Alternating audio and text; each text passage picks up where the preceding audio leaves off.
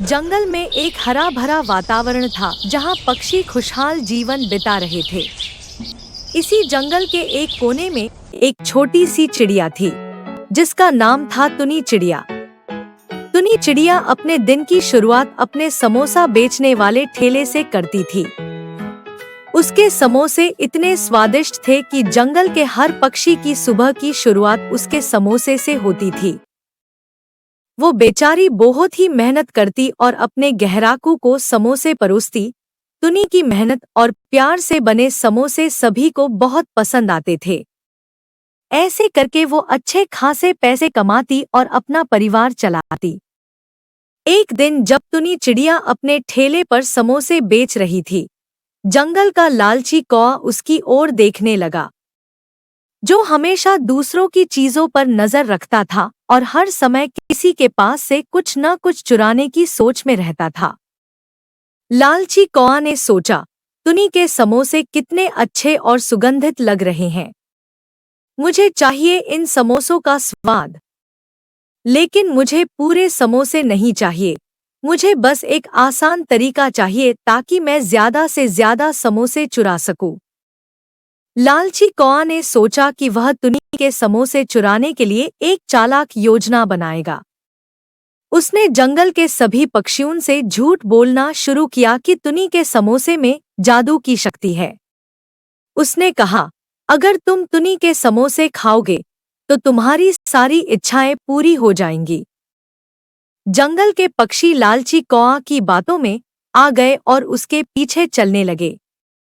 धीरे धीरे जानवरों ने तुनी से समोसे लेना बंद कर दिया। तुनी ने देखा कि उसके ठेले पर कोई नहीं आ रहा है और उसने सोचा कि शायद कुछ गड़बड़ है। तुनी ने सोचा, कहीं कुछ तो गड़बड़ है। पक्षी क्यों नहीं आ रहे हैं? क्या मेरे समोसे का स्वाद खराब हो गया है? लेकिन उसने हिम्मत नहीं हारी और अपने समोसा बनाना जारी रखा। एक दिन जब तुनी चिड़िया अकेली थी, लालची कौआ ने मौका देखा और तुनी के ठेले की ओर बढ़ा। वह अपने चोंच में एक समोसा लेकर उड़ना चाहता था, लेकिन तुनी ने उसे पकड़ लिया।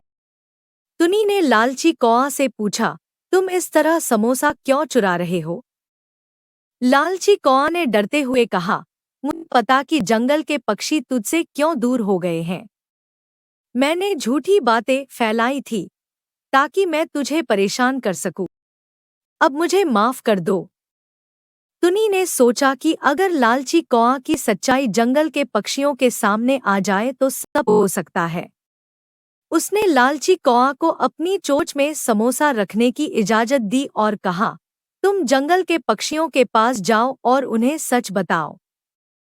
लालची कौआ ने समोसा लेकर जंगल के पक्षियों के पास जाकर तुनी की सच्चाई बताई और अपने झूठे आरोपों के लिए माफी मांगी। उसने कहा, मैंने तुमसे झूठ बोला और तुम्हारी मेहनत को कम समझा। सच्चाई यह है कि तुनी के समोसे केवल स्वादिष्ट ही नहीं, बल्कि सच्ची मेहनत और प्यार से बनाए जाते हैं। पक्षियों ने देखा कि तुनी चिड़िया सच में मेहनती और ईमानदार है।